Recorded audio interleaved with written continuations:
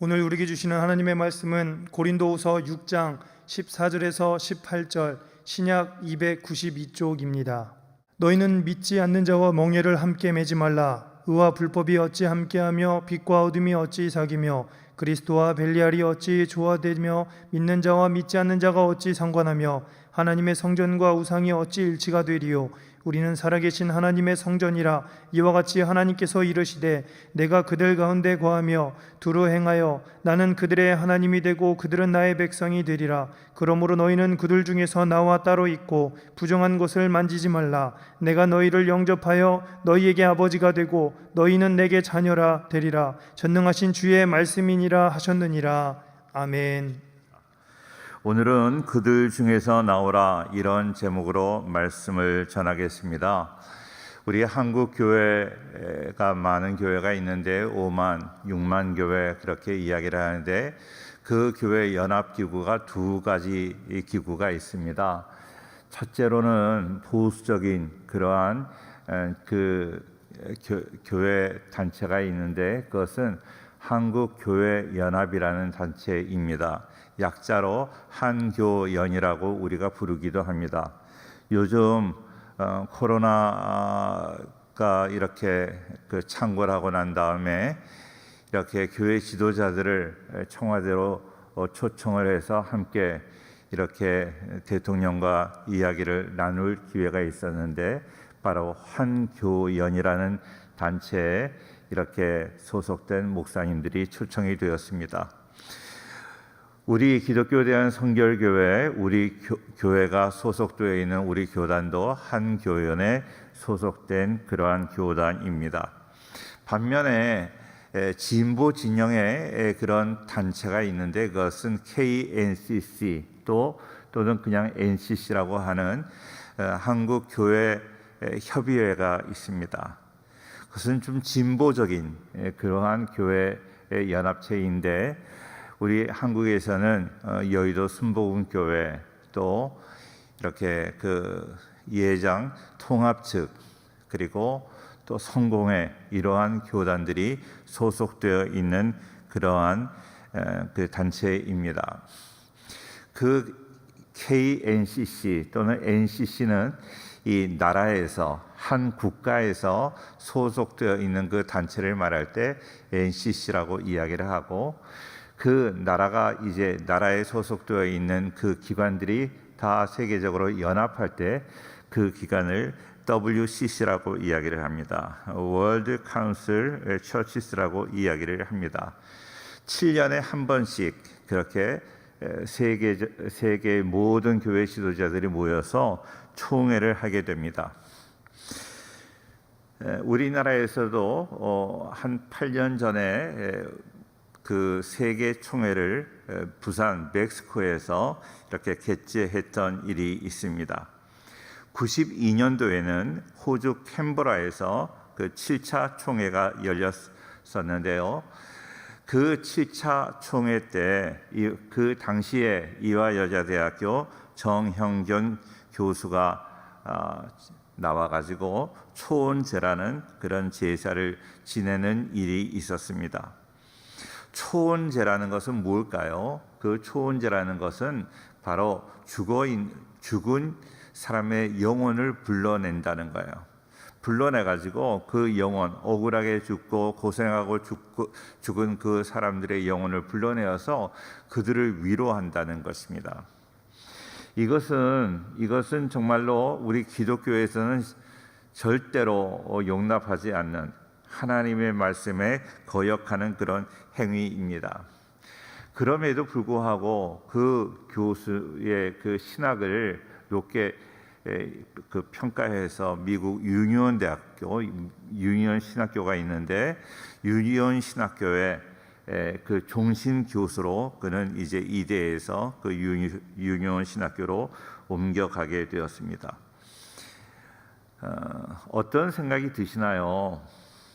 성경에서는요, 신명기 18장 10절에 그의 아들이나 딸을 불 가운데로 지나게 하는 자나 점쟁이나 기륭을 말하는 자나 요술을 하는 자나 무당이나 진언자나 신잡자나 박수나 초혼자를 너희 가운데 용납하지 말라.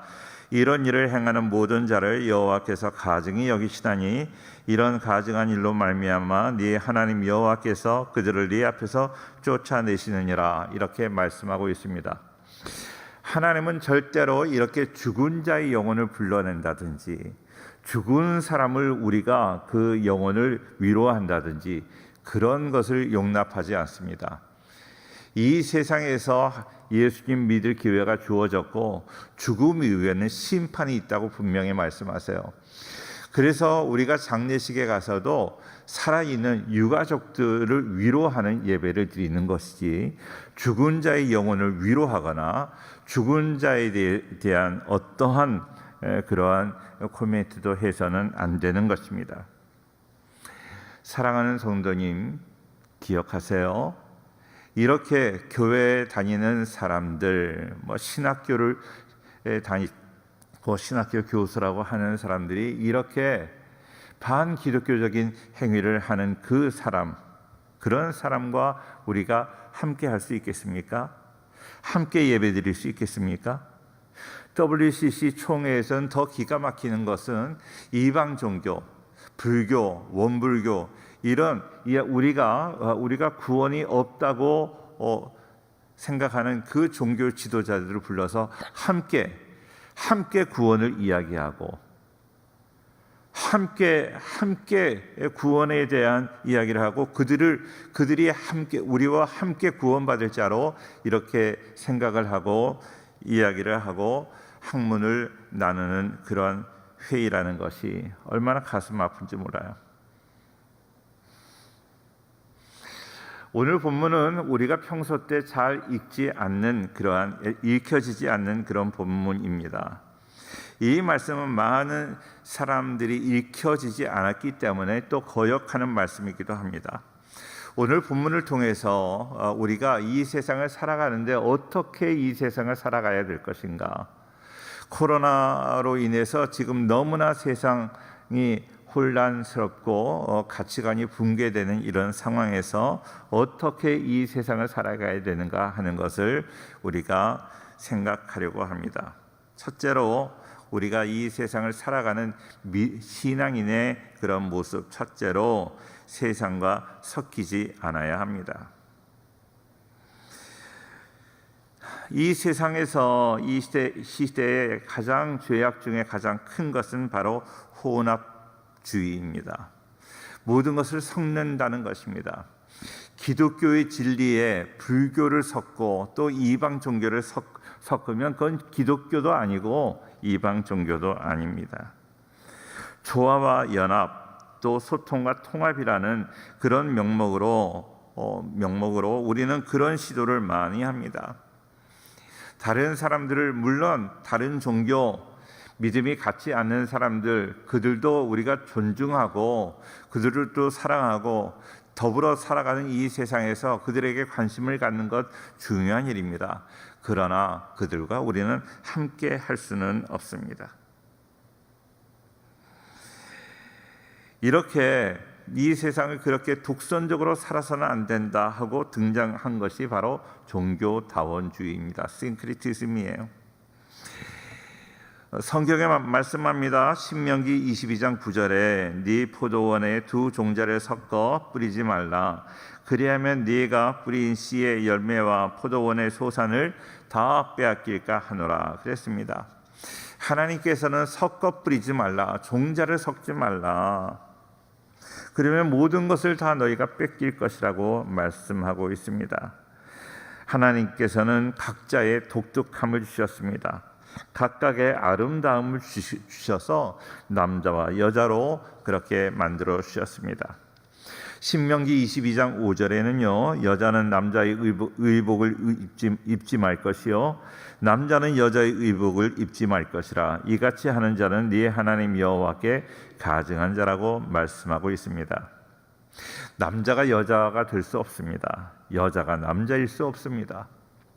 물론 트랜스젠더의 그런 이야기를 들어보면 그들 나름대로 고민이 있고 그들 나름대로 어떤 신체적인 그러한 어떤 핸디캡이 있어요.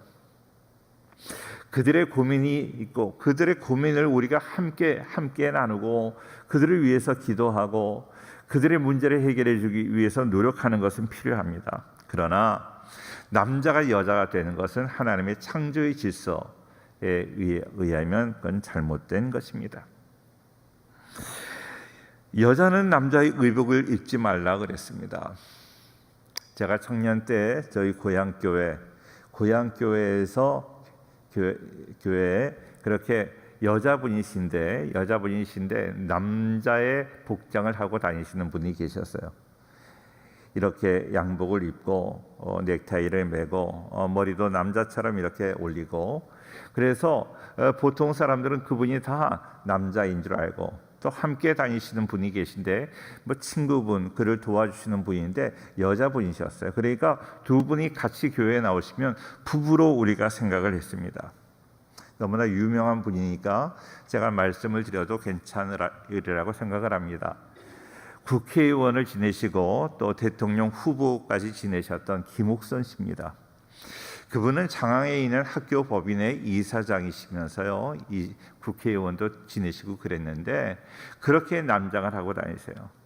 제가 젊을 때 볼 때는 참 멋있어 보이고 여장부 같아 보이고 참 좋아 보였는데요, 이 성경 말씀은 그것을 허락하지 않습니다. 신명기 22장 10절에도 말씀합니다. 너는 소와 나귀를 결의하여 갈지 말며 양털과 배실로 섞어 짠 것을 입지 말라고 하십니다. 소와 나귀는 어떻습니까? 서로 성품이 다릅니다. 힘도 다르고요, 키도 다릅니다. 재주가 다르기 때문에 소와 나귀가 통합될 수 없다는 것입니다. 그런데 사람들은 그들을 함께 밭을 가게 하려고 한다는 것이죠. 잘못된 것이라는 겁니다. 어떤 것도 섞지 말라는 것입니다. 이사야 1장 22절에 네 은은 찌꺼기가 되었고 네 포도주에는 물이 섞였도다라고 말합니다. 성경에서 말하는 혼합주의, 싱크리티즘은 죄입니다. 그것은 마귀의 속임수입니다. 그러므로 우리는 섞지 말고 온전한 것, 우리 하나님을 믿는 그 복음에 어떠한 것도 섞지 않고 순전한 복음을 믿고 그 주님을 따라갈 수 있기를 바랍니다. 에스라 9장 2절에도 말씀합니다. 그들의 딸을 취하여 아내와 며느리를 삼아 거룩한 자손으로 이방 족속과 서로 섞이게 하는데 방백들과 두목들이 이 죄에 더욱 으뜸이 되었다. 그렇게 말하고 있습니다. 그들의 딸을 맞이했다. 이방 사람들의 딸을 맞이해서 거룩한 그 자손으로 이방 사람과 섞이게 되었다. 섞지 말라는 거예요. 섞지 말라. 거룩한 자손과 이방 족속이 섞여지는 혼혈되는 그 순간에 아무것도 남지 않습니다. 거룩한 자손은 거룩함을 잃어버리게 되고, 그렇다고 해서 이방 족속이 거룩해지는 것도 아닙니다. 저는 어려서 그 미군 부대, 미 8군 부대라고 하죠. 미 8군 부대가 있는 그 지역에 살았어요. 초등학교, 중학교, 고등학교를 그 지역에서. 그래서 항상 주변에 미군들이 이렇게 밖에 나와 생활하는 것을 그냥 보면서 자랐습니다. 미군들이 많았습니다.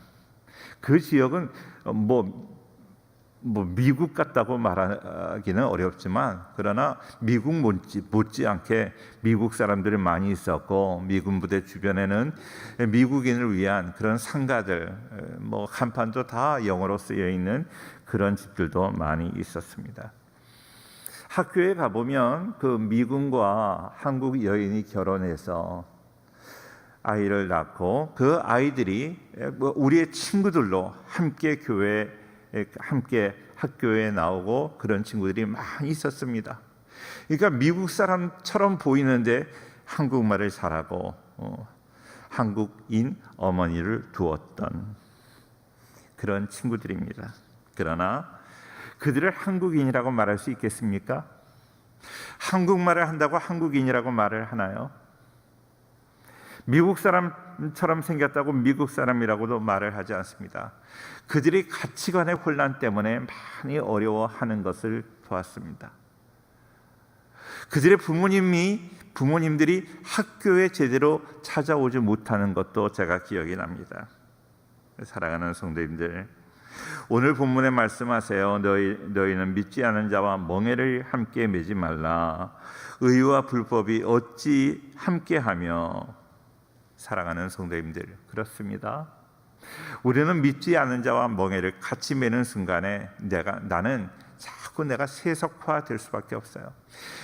이 세상에서 살고 있지만 세상에 살고 있는 그리스도인의 정체성을 우리는 분명하게 지켜야 될 줄로 믿습니다. 요한계시록 2장 6절에 말씀하지요. 오직 네게 이것이 있으니 네가 니골라당의 행위를 미워하는도다. 나도 이것을 미워하노라. 이 세상에 살지만 아닌 것은 아니라고, 그것을 용납하지 않는 우리의 삶이 되어야 할 줄로 믿습니다. 요한계시록 2장 20절에도 말씀합니다. 네게 책망할 일이 있노라. 자칭 선지자라 하는 여자 이세벨을 네가 용납함이니 그가 내 종들을 가르쳐 꾀어 행음하게 하고 우상의 제물을 먹게 하는도다. 또 내가 그에게 회개할 기회를 주었을 때 자기의 음행을 회개하고자 하지 아니하는도다. 볼지어다 내가 그를 침상에 던질 것이요 또 그와 더불어 간음하는 자도 만일 그의 행위를 회개하지 아니하면 큰 환난 가운데 던지고 또 내가 사망으로 그의 자녀를 죽이리니. 그랬습니다. 사랑하는 모든 성도님들, 혼합주의 니골라당의 행위와 이세벨의 행위를 하나님은 미워하시는 거예요. 21세기를 살아가는 우리들의 신앙의 가장 큰 도전은 혼합주의입니다. 현대 사회를 일컬어 다원주의라고 하고, 다원주의가 멋있어 보이지만 그렇지 않습니다. 특정한 종교에만 그 구원이 있다, 이건 독선이라고 이야기를 하는데 독선이 아닙니다. 독선이 아니라 진리입니다. 진리이기 때문에 우리는 그것을 사수하기 위해서 이렇게 몸부림하게 하고 있는 것입니다. 사랑하는 모든 성도님들, 어떤 세상 것과 타협하지 말고 어떤 것도 받아들이지 말고 온전한 복음을 끝까지 잘 지켜나가는 우리 모든 성도가 될 수 있기를 주의 이름으로 축원합니다. 두 번째로 기억해야 될 사실은 악은 모양이라도 버리라는 것입니다. 데살로니가전서 5장 22절에 있는 말씀입니다. 뿐만 아니라 잠언 11장 27절에도 선을 간절히 구하는 자는 은총을 얻으려니와 악을 더듬어 찾는 자에게는 악이 임하리라 그랬습니다. 우리는 선할 수 없어요. 우리는 의로울 수 없습니다. 그런데요, 선하기 위해서 애쓰고 수고하면 하나님이 은혜를 주신다는 거예요. 악을 더듬어 찾는 자, 악을 더듬어 찾는 자는 궁극적으로 그는 악에 넘어지게 되고 악이 임한다는 말씀입니다. 사랑하는 모든 성도님들, 늘 우리는 악한 것과 싸워서 승리해야 될 줄로 믿습니다. 평화라고 말을 할 때 평화라는 말, 평강이라는 말을 히브리어로 샬롬이라고 합니다. 샬롬 샤벨이 하는 그러한 찬양을 우리가 잘 알고 있습니다. 하나님은 평강의 왕이십니다. 그리고 그의 백성들에게, 우리들에게 하나님의 평강을 주십니다. 그러나 하나님이 주시는 평화는요, 세상이 주는 것과 다릅니다.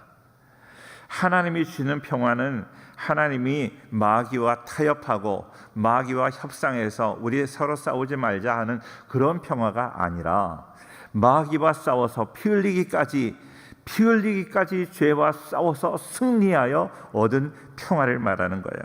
분명히 기억하세요.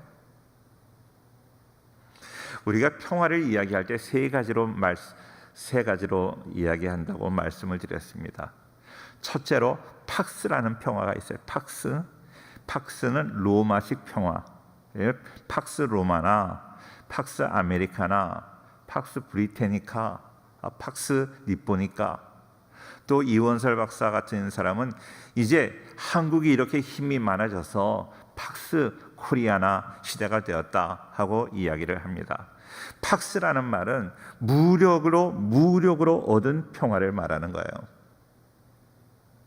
총칼을 들고 있으면 그 앞에서 아무 말 하지 않는 것, 두려워서 아무 말 하지 않는 것, 군사 정권 밑에서 그 마음에 들지 않지만 두려우니까 생명을 부지하기 위해서 가만히 있는 것, 조용한 것 같지만 이건 참된 평화가 아닙니다. 무력적인 평화라고 말할 수 없지만 무력적으로 조용해진 그 상태를 말할 때 우리는 팍스라고 말을 하는 것이죠.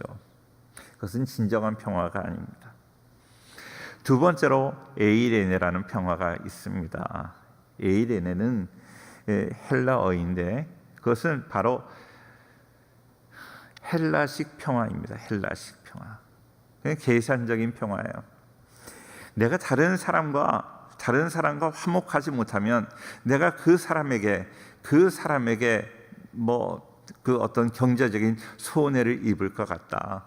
여러 가지 상황이나 정황으로 봐서 내가 저 사람과 관계가 안 좋아지면 내가 손해가 될 것 같다 해서 일정한 그러한 평화를 유지하고 있는 것입니다. 국제사회에서 그런 것들이 얼마나 많습니까?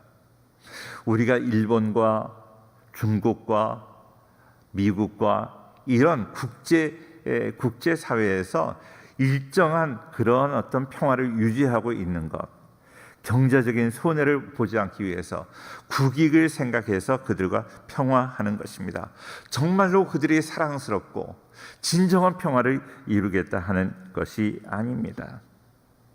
가짜 평화입니다. 팍스나 에이레네는 다 가짜 평화입니다. 그러나 하나님이 주시는 샬롬이라는 평화는 우리를 괴롭히는 원수 마귀와 하나님이 싸우셔서 예수님을 보내주셔서 예수님께서 정말로 그 악한 세력과 싸워서 십자가에서 승리를 하심으로 우리에게 주어지는 진정한 평화인 것입니다. 사탄과 싸워서 승리한 후에 오는 그 정말로 피 묻은 정말로 희생이 수반된 그러나 진정한 그 평화, 이것이 바로 하나님이 주시는 샬롬입니다. 정통주의 신학의 거장이라고 할 수 있는 칼 바르트라는 그런 신학자가 있습니다. 그런데 칼 바르트라는 신학자에게 큰 영향을 주었던 그런 목사님이 계신데 그분이 바로 블룸하르트라는 그런 목사님이에요. 아버지 목사님이 계시고 아들 목사님이 계세요. 그런데 아버지 목사님이 목회를 하는데 목회가 잘 되지 않았어요. 목회가 어려웠습니다. 교회가 어려웠습니다. 그런데 어느 날 그를 찾아온 그 블룸하르트 목사님을 찾아온 어느 소녀가 있었는데 그 소녀는 정말로 귀신에게 억눌린 그런 소녀였습니다. 이상한 말을 합니다. 이상한 형체가 보이기도 하고 물체가 왔다 갔다 한다고도 하고 거품을 품기도 하고 자주 병에 걸리기도 하고 이러한 아이가 목사님을 찾아왔습니다. 목사님은 그런 영적 경험이 없었기 때문에 너무나 할 일이 없었습니다. 기가 막혔습니다. 어떻게 해야지 이 문제를 해결할까 답답해하고 있었습니다. 그런데 기도하는 중에 마음에 의로운 분노가 일기 시작을 하는 거예요. 도대체 이 귀신은 왜 이렇게 아름다운 소녀를 괴롭히는 것인가? 그래서 소녀에게 소리를 지릅니다. 기도하면서 너는 손 모으고 기도해라. 예수님 나를 도와주십시오. 지금까지 귀신이 이 아이를 통해서 하는 일을 우리가 다 보았습니다. 이제는 예수님께서 하실 일을 보기를 원합니다. 예수님 역사하여 주옵소서 하고 선포하며 이렇게 기도하며 선포했더니 그 순간에 그 소녀가 발작을 멈추고 평온을 찾게 되었습니다. 한순간에 아이가 변하게 되었죠. 그때 가장 놀랐던 사람은 브룸하르트 목사님이셨어요. 자기가 기도하고 자기의 기도가 응답이 되었는데 깜짝 놀랐습니다. 예수님의 이름이 이렇게 능력이 있는가? 예수님의 이름으로 기도하고 선포하니까 이런 역사가 나타나는구나 하는 그 사실을 알게 되었습니다. 그러나 한 번 이 사건이 있다고 완전해지는 것 아니죠. 이 영적 전쟁은 1년 반 넘게 계속되었습니다. 언니 병 때문에 동생도 이런 병에 어려움을 당했고 계속적으로 1년 반 동안 기도하다가 마지막에 정말로 큰 소리를 지르고 이 동생에 들렸던 귀신이 떠나가게 되었습니다. 동생의 귀신이 떠나가고 그 계속적인 기도를 통해서 귀신이 떠나가고 동생이 큰 소리를 외칩니다. 예수님이 승리자이십니다. 예수님이 승리자이십니다 하고 그 귀신이 떠나고 소녀가 외치는 그 이야기를 듣고 그 목사님은 그때부터 목회의 그 표로 예수님은 승리자이십니다 라는 말을 표로 삼게 되었습니다. 그 어떤 것으로도 해결할 수 없었던 그런 상황, 그 상황을 이제 예수님께 기도함으로 예수님의 이름으로 그 문제가 해결되었습니다. 그 당시는 이성주의, 합리주의, 진보적 낙관주의가 특세하던 19세기였습니다. 자, 이 일을 계기로 해서 그 마을에 놀라운 그런 부흥이 일어나게 되는데 회개 운동이 일어나고 영적 각성 운동이 일어납니다. 목사님이 시키지도 않았는데 목사님 댁에 와서 사람들이 자기의 죄를 고백하고 눈물을 흘리고 회개합니다. 만성 알코올 중독자들이 술을 끊습니다. 인생의 회의를 느낀 사람들이 다시 예수님을 믿고 병든 사람이 회복이 됩니다. 교회에 사람들이 가득 차고 평일에도 교회 와서 사람들이 기도하고 찬양합니다. 그리고 주일에는 사람들이 너무나 많이 몰려와서 예배를 여러 번 드리게 되었습니다. 사랑하는 성도님들, 그렇습니다. 예수님은 지금도 살아 역사하시는 줄로 믿습니다. 내가 예수님의 이름으로 선포하면 나를 괴롭히던 나를 방해하고 우리를 파괴하던 모든 악한 세력은 다 떠나갈 줄로 믿습니다. 누가복음 11장 20절에 그러나 내가 만일 하나님의 손을 힘입어 귀신을 쫓아내는 것이면 하나님 나라가 이미 너희에게 임하였느니라. 사랑하는 성도님들, 우리 성도님들 삶 속에 날마다 하나님의 나라가 임하게 되는 귀한 은혜가 있기를 축원합니다. 자, 우리 성도님들은요, 성령의 능력을 힘입어서 날마다 사탄과 싸워 승리해야 됩니다. 영적 싸움에 승리하지 못한 사람들은 우리가 정말로 하나님의 일을 감당할 수 없어요. 마귀가 얼마나 우리를 집요하게 공격하고 우리의 일을 방해하는데 그 방해 가운데 어떻게 하나님의 사명을 감당할 수 있겠습니까? 내가 정말로 마귀를 싸워 이겨라 그러지 않아요. 마귀를 대적하라고 말씀하세요. 성경에서는 마귀를 이겨라 하고 얘기한 적이 없어요. 마귀를 대적하면 우리 하나님께서 대신 싸워주실 줄로 믿습니다. 마귀를 대적하라, 그리하면 너희를 피하리라 그랬어요. 두려워하지 않는 것입니다. 담대함으로 나가는 것입니다. 우리가 승리해야 될 어떤 책임이 없어요.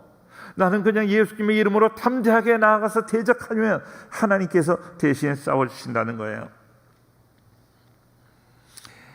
종교개혁 때 마르틴 루터가 비텐베르그 대학에 95개 판박문, 항의문을 붙여놓고 이렇게 그 당시에 그 천주교의 큰 파란이 일게 되었습니다. 그래서 1527년 4월 17일에 칼 5세가 마틴 루터에게 모름스 회의를 열게 되었고 그 회의에 출두하라는 명령을 내렸습니다.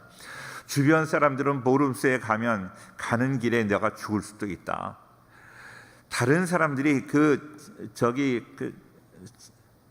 천주교 지도자들이 너를 죽이려고 하고 있다. 절대로 가지 말아라고 만류하였습니다. 그러나 마틴 루터는 이렇게 유명한 이야기를 합니다. 보름스에 있는 모든 집의 기와장이 다 마귀가 되어서 나를 공격한다 할지라도 나는 그 자리에 가겠노라. 이런 이야기를 하고 그 자리에 갑니다.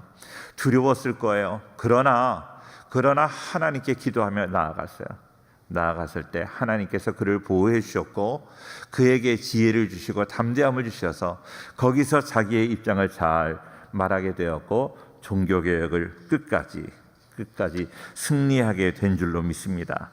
사랑하는 성도님들, 내가 노력하고 내가 악한 것을 버리려고 노력하면 하나님께서 우리에게 도우시는 은혜로 함께 하여 주시고 악에 빠지지 않도록 우리를 지켜주실 줄로 믿습니다. 세 번째로 자신의 변화를 위하여 노력해야 됩니다. 오늘 17절 말씀 한 번 더 볼까요? 그러므로 너희는 그들 중에서 나와서 따로 있고 부정한 것을 만지지 말라. 그 악한 자리에서 나오라는 거예요. 나오라. 악한 자리에서 나와야 됩니다. 악한 자리에서 나와서 따로 있어야 됩니다. 세상과 구별되어 있어야 됩니다. 세상에 살지만 세상과 구별되게 성결하게 사는 걸 성별이라고 하잖아요. 요한계시록 18장 4절에도 말씀합니다. 하늘로부터 다른 음성이 나서 이르되 내 백성아 거기서 나와. 거기서 나오라는 말이 요한계시록 18장 4절에도 있어요. 거기서 나오라. 그의 죄에 참여하지 말고 그가 받을 재앙들을 받지 말라.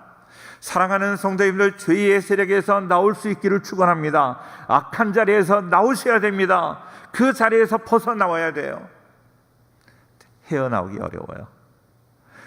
죄악된 그 자리에서 내가 죄를 짓다가 그 자리에서 헤어나오기가 너무나 어려워요. 그런데 내 마음이 중요해요. 내가 나오고자 할 때 하나님이 도와주세요. 내 힘으로 나오지 못해요. 하나님이 도우시고 내가 나오고자 할 때 하나님이 건져 주실 줄로 믿습니다. 로마서 13장 14절에도 말씀하지요. 오직 주 예수 그리스도로 옷 입고 정욕을 위하여 육신의 일을 도모하지 말라. 육신의 일을 도모하지 않으려고 내가 노력할 때 하나님이 붙잡아 주시는 거예요. 하나님이 도우시는 손길로 함께하는 그 은혜를 받기 위해서 내가 노력하는 거예요. 내 자신을 바꾸는 거예요. 내가 하나님 뜻대로 살겠습니다. 내가 범죄하지 않겠습니다. 죄악된 길에서 나오겠습니다. 그때 하나님이 도와주신다는 것입니다. 이 세상이 너무나 살기 어렵잖아요. 세상이 어려워서 많은 사람들은 시민운동을 합니다. 사회운동을 합니다. 정치운동으로 제도를 바꾸고 모든 것을 다 바꾸려고 노력을 해요.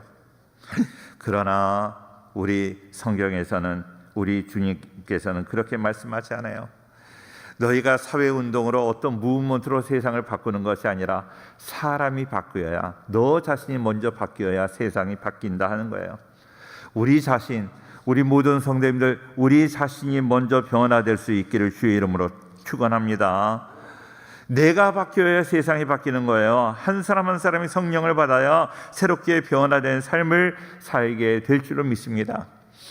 제가 우리 교회에 이렇게 와서 이제 담임 목회를 한 지가 벌써 20년이 가까웠습니다. 20년이 채 되지를 않았는데요. 그 오래전에, 한 18년 전에 저희 교회 이제 제가 취임식을 할 때 많은 분들이 오셔서 저를 축하해 주시고 저에게 격려해 주시고 그랬어요. 이제 새로운 목사님을 통해서 뭐 교회가 어떻게 되고 많은 얘기를 하시는 거예요. 그런데 제가 그 얘기를 들으면서 얼마나 부담되는지 몰라요. 나는 그렇게 능력이 없는데, 내가 그렇게 실력이 없는데, 내가 그렇게 하나님 앞에 인정받는 사람이 아닌데, 많은 사람들은 저를 기대하는 것처럼 그렇게 이야기를 하시는 거예요. 격려하시고 사랑해 주시는 건 감사한데 그 기대가 너무나 부담이 되었습니다. 제가 그 얘기를 다 듣고 난 다음에 인사하러 나왔어요. 인사하러 나와서 했던 이야기가 저는 잊혀지지가 않아요. 성도님들, 우리 선배 목사님들, 선배 장로님들 많은 이야기 해주셔서 너무 감사해요. 감사한데 여러분들이 나를 기대하시면 안 됩니다. 나는 여러분들의 기대를 충족해 줄 만한 능력이 없습니다. 나를 기대하지 말고 내 안에 역사하시는 하나님을 기대하십시오. 잘 기억하세요. 우리 성도님들이 이 세상을 살아가는데 성도님들이 잘난 거 아니에요.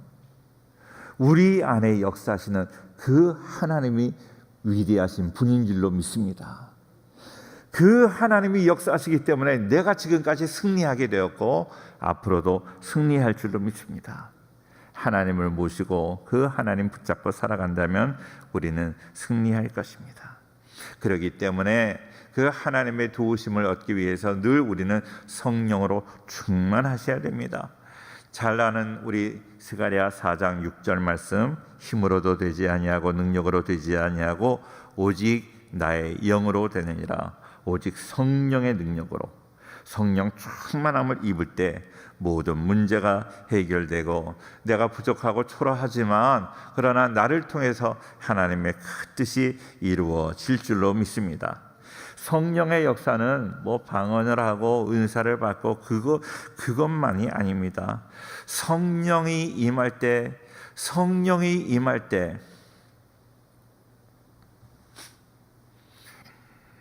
더 은사보다 더 중요한 역사가 있는데 그것은 에스겔 36장에 나오는데요. 너희에게 굳은 마음을 제하여 버리고 부드러운 마음을 주신다고 그랬어요. 우리의 마음이 부드러워져요. 우리가 내 생각이 다 죽어집니다. 인간적인 것들이 다 제거되고 하나님의 생각으로, 예수님의 생각으로 가득 차게 됩니다. 우리 사랑하는 성도님들, 성령이 내 안에 충만하게 역사하심으로 인하여 내가 새롭게 변화되는 그 은혜가 있기를 주의 이름으로 축원합니다. 그런데 성령의 사람이 되기까지 한순간에 내가 성령을 받았다 한순간에 그 사람이 변하는 것이 아니라 계속적으로 기도할 때 계속 기도하고 그래서 성령의 충만을 받고 또 그 다음 날도 또 재충만 계속 오랜 시간 훈련과 연단을 받을 때 우리가 하나님의 온전한 사람이 되는 것입니다. 우리가 잘 아는 사도 바울은 맨 처음부터 사도 바울이 아니었습니다. 그는 다메섹 도상에서 예수님을 만난 후에 곧바로 사역자가 된 것이 아니라 아라비아 광야에 가서 이름 없이 무엇을 했는지 모르게 혹독한 훈련을 받습니다. 그리고 다소 자기 고향에 가서 10년 동안 후배들을 가르치며 보냈습니다. 그가 하나님의 사역을 하기까지, 하나님의 부름을 받고 난 다음에 하나님의 사역을 하기까지 10년 넘게 그렇게 준비하는 기간이 있었습니다. 빨리빨리 모든 것을 하고 싶은데 하나님은 그렇게 원하지 않습니다. 많은 시간이 필요합니다.